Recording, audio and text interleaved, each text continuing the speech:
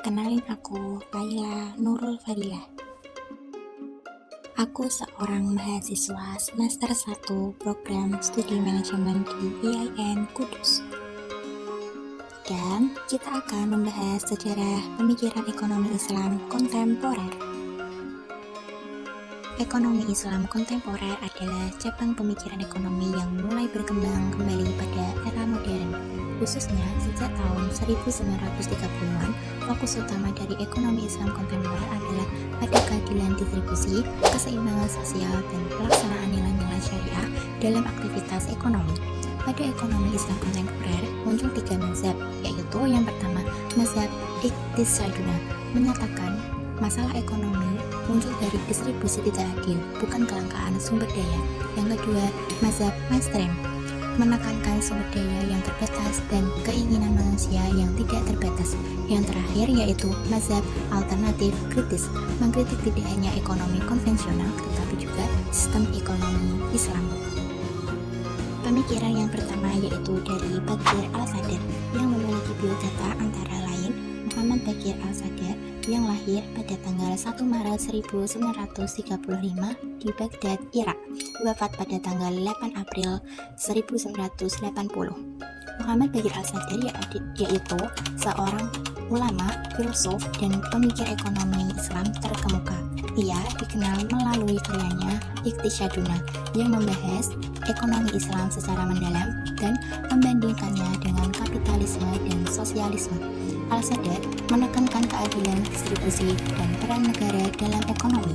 Sebagai aktivis politik, ia melawan rezim Saddam Hussein dan akhirnya dihukum mati pada tahun 1980. Pemikiran dari tokoh Baqir Al-Sadr. Yang pertama, konsep ekonomi Islam.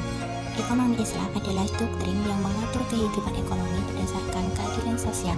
Yang kedua, hakikat ekonomi Islam antara lain kebutuhan manusia terbatas tetapi keinginan tidak terbatas.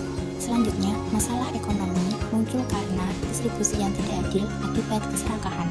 Selanjutnya, negara berperan besar dalam mengatur distribusi dan memastikan kesejahteraan. Yang ketiga, konsep distribusi. Antara lain, distribusi dilakukan sebelum produksi untuk memastikan keadilan sumber daya.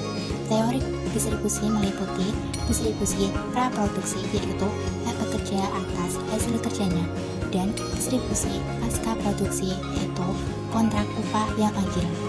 Selanjutnya adalah peran negara. Negara bertanggung jawab memastikan kebutuhan masyarakat terpenuhi, mengawasi tindakan ekonomi, dan menerapkan nilai-nilai syariah.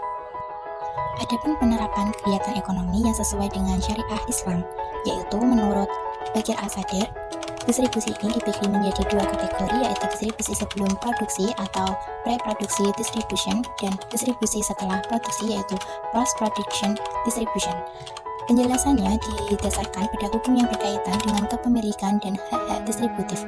Allah Subhanahu wa Ta'ala telah menyediakan semua kebutuhan manusia dalam proporsi yang optimal. Sebagai contoh, ketika seseorang berhenti mengonsumsi air, meskipun ketersediaannya melimpah, hal ini menggambarkan bahwa keinginan manusia, khususnya rasa haus, pada dasarnya terbatas, namun sumber daya untuk memuaskan rasa haus tersebut, yaitu air, tidak terbatas. Masalah ekonomi lainnya berasal dari distribusi yang tidak merata dan dihasilkan dari distribusi ekonomi yang mengizinkan eksploitasi terhadap mereka yang rentan oleh mereka yang berkuasa. Pemikiran yang kedua yaitu dari tokoh Abdul Manan yang memiliki biodata antara lain Muhammad Abdul Manan yang lahir pada tahun 1918 di Bangladesh. Muhammad Abdul Manan adalah seorang ekonom Islam yang terkenal dengan bukunya Islamic Economic Theory dan Praktik. Ia menekankan integrasi nilai spiritual dan moral dalam ekonomi dengan fokus pada kesejahteraan masyarakat melalui distribusi yang adil. Pemikiran tokoh dari Abdul Manan yaitu yang pertama, konsep ekonomi Islam.